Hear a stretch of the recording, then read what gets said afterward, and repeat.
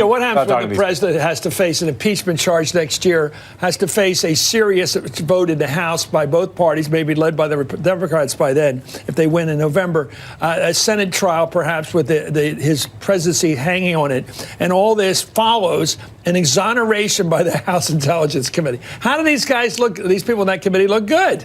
I don't think that they can. I don't think that what they're doing here stands up to the scrutiny, comparing it to other reports, which is really a shame because in the history of the committee, they've actually done a better job in the past. I mean, I worked on this committee. People take the job of intelligence oversight very seriously. 17 intelligence agencies said the Russians tried to screw with our elections, and these guys basically wouldn't even say that. That's right. And so when you, as the oversight committee, just dismiss out of hand the view of all of these intelligence professionals, you lose a lot of credibility. And now if there's an impeachment committee that comes along that has the advantage of actually reading the Mueller indictments, which apparently they didn't even do, then you have people coming up with very different conclusions than what you're seeing here today.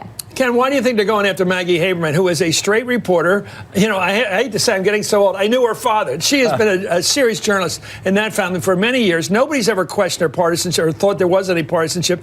The president's giving her lots of access because she's important and a solid voice to reach the people. She gets to the people with her column, her reporting. Why is he now trashing her? Well, she's clearly getting to them, right? I mean, he doesn't want what's said about him. Yeah, and that he's shopping for an impeachment lawyer. And, you know, if you believe what you read, he has given her a lot of access, and he has told her a lot of things, and then he's not been rewarded for it in the columns in the New York Times because she's a good journalist, and she's writing the truth, and he doesn't like it. Well, let's talk about his what we know here. Let me go back to Jennifer. This idea, he's looking for a guy, a reporter, I'm sorry, a lawyer. I'm talking about so many journalists here. He's talking about a lawyer who apparently is a pretty conservative person, but who did represent Bill Clinton in that impeachment danger that he faced. What do you think about looking for a particular lawyer with that particular expertise at this point by the president? Well, I don't think it necessarily means that he thinks he actually will be facing impeachment, but it could mean one of two things. It means he either is acknowledging that this is going on for a lot longer, that this is not wrapping up, that he, in fact, is going to be facing this Mueller probe for some time. And it could also mean that, you know, he thinks he's in trouble and he wants to get more aggressive. You know, famously, his lawyer, Ty Cobb, has been cooperative with the Mueller investigation. He may think it's time to switch gears. He may think that they want to push back a bit. That's also, of course, going to lengthen the amount of time it takes to finish this investigation. But that may also be the reason for a shakeup. Well, here's another reason. After his media blitz last week, former Trump campaign aide Sam Nunberg today on Arnie Melber's show just a few moments ago revealed new details about his voluntary interview with the special counsel Robert Mueller last month. Let's watch what he has to say. This may explain why Trump might be getting a little worried. Did Mueller's folks ask anything that related to these issues around payments to people or women?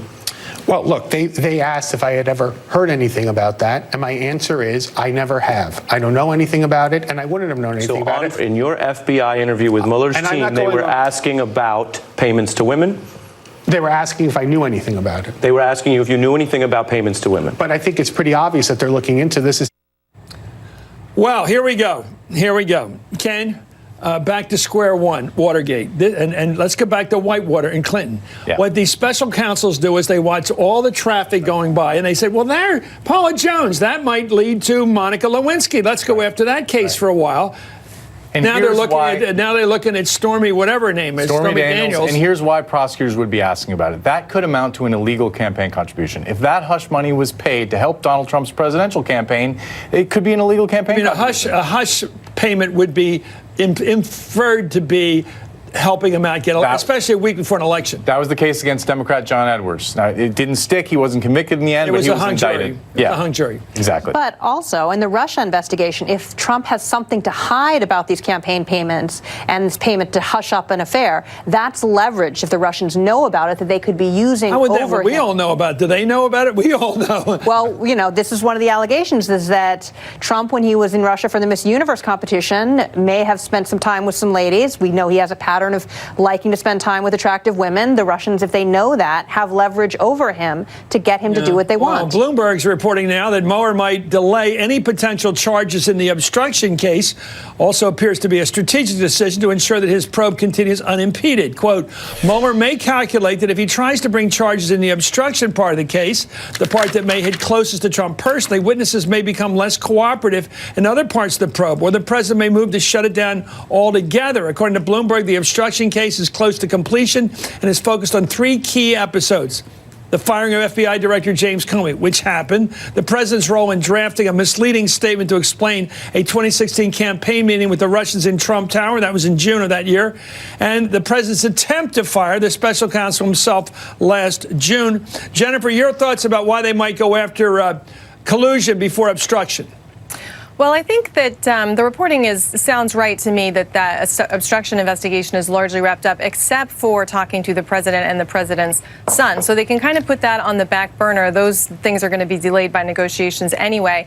I think if you're Mueller, you want to continue to build credibility for your investigation because of the way the Republican surrogates, Devin Nunes and company in particular, have been attacking it. So if you can come out with the rest of your collusion investigation, if you can issue another indictment charging more Russians and potentially Americans with interfering with the state electoral processes, and if you can charge another group of people with hacking the Democratic emails and disseminating those illegally, you're continuing to build the credibility of the investigation and showing the American people that this is real and it's not going away. And then that tells the House, when the obstruction investigation and all of that, the report finally comes out, you better do something about this. And it's good. We'll get more. I think we're going to get more into this later in the show. But I got to tell you, I think people want to see the underlying crime before they focus on obstruction. It's just common sense. Was there a crime that was being covered up? Anyway, thank you, Jennifer Rogers, for your expertise. Mieke Eoyang, thank you, and Ken Delanian.